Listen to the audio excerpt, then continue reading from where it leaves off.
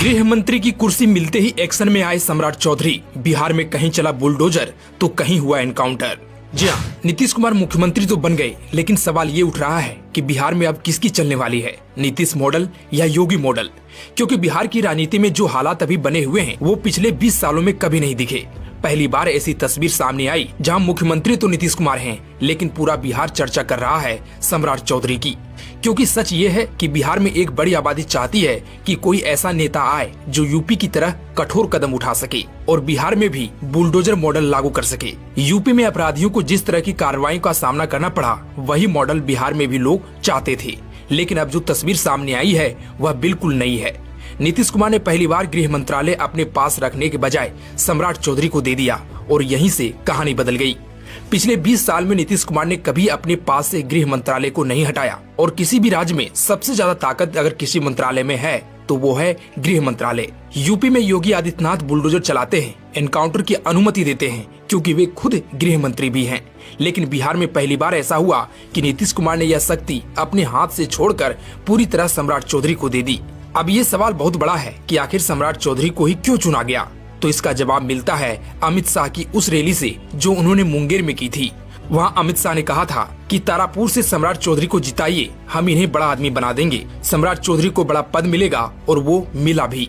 लेकिन सिर्फ पद नहीं मिला बल्कि ऐसा मंत्रालय मिला जो बिहार में अगले 5 साल तय करेगा कि कानून व्यवस्था कैसी होगी और क्या बिहार में बुलडोजर चलेगा या नहीं। वही सोशल मीडिया पर दावा किया जा रहा है कि सम्राट चौधरी ने 1000 नए बुलडोजर तैयार करने का आदेश दे दिया है, जिससे लग रहा है कि माहौल ऐसा जरूर बन गया है कि बिहार में बड़े एक्शन की प्लानिंग है।